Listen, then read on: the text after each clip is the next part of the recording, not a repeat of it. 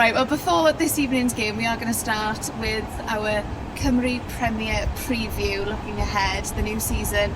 Starting the Cymru Premier next weekend, and Jonah and Ifan, we're going to start with TNS. Now, of course, last season they stormed the league. They were 22 points clear of Connah's Quay, who finished second in the end. Jonah, can you see anyone challenging them this season? The answer is, I'd love to see somebody challenge them, maybe a group challenging, even up until Christmas. But if you win the league by 22 points last season, that's seven games, that's gigantic. You know, it would need something incredible. It would need an Andy Morrison's Connah's Quay. Can Connah's Quay challenge again? Can Rhys Griffiths and Penabon challenge again? Can somebody come out of the pack? Really hope so. But the honest truth is, I see TNS winning the league again. I think it's also that they're also going to win it at a canter again because they're the only professional team, and we see it this summer in the results in Europe.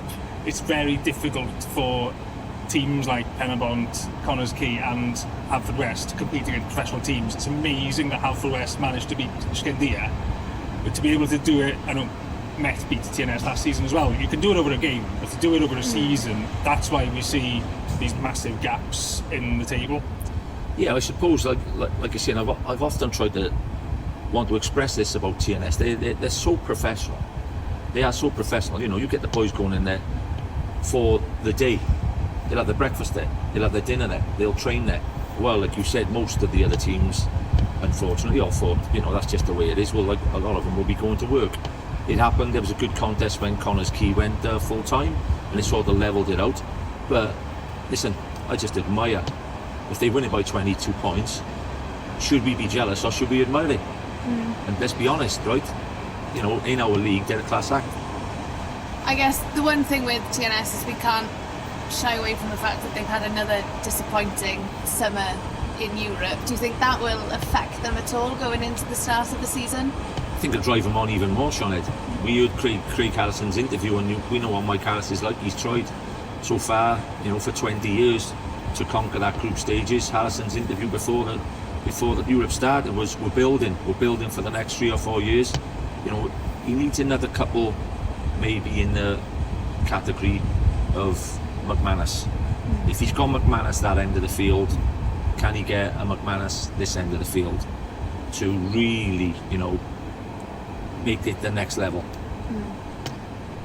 In the Sgorio office in Cardiff, we've started doing our predictions, haven't we, Ifan? But just to make it clear, we're not asking for any predictions because we always get a bit of stick from various managers whenever we do that. So we've spoken about TNS, Jonah, just in general, we've mentioned Penabont, we've mentioned Connah's Quay, but who do you see is going to be up there, sort of in that top 4, battling it out? Yeah, I think you've named the two that I've already thought about, Sioned. In Connah's Quay made some, you know, Gibbo's gone there, and he's brought his own pack, which is, you know, every manager does if they get the opportunity, and they'll be strong. They will be strong.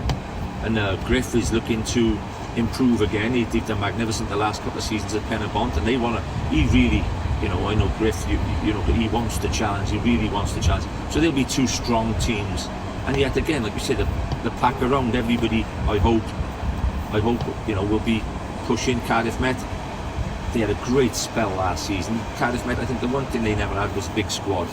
If they could add 5 or 6 more to their squad, they could challenge, because they got 4 or 5 players who could get in, maybe TNS apart, challenge for any team. You know, the likes of Emlyn Lewis, you know, and they could really challenge any team, but it'll be tight again. Like I said, TNS, Connah's Quay, I think the Met will be up there, and Penabont, and 1 or 2 then you've got to pick out the hat. Hey, Colwyn Bay and Barry. I know, I'd put them in the mix straight away. If they get off to a good start, they're big clubs, they're gigantic clubs. You know, I don't think they haven't joined again this season just to make the numbers up. They'll be very interesting. For me, I'd say you have to put Haverfordwest up there. Maybe not to push for top 2, but actually the way they've performed in Europe, I think they should be looking to, or definitely top 6 for the first time since they got promoted, maybe top 4. That's incredible. You know, I mean, if he did do that, he'd done a brilliant job. Let's go back, shall we, to this time last season, about 8 weeks into the season.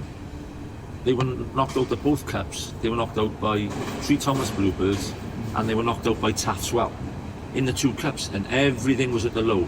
And Pennock worked his socks off, kept going. I think the chairman was fantastic by sticking by him, and boy, haven't it paid off. He's brought youngsters through and been really good, but it's a massive challenge because they're a very young side, and in the Cymru Premier League, experience over the last few seasons has been the key.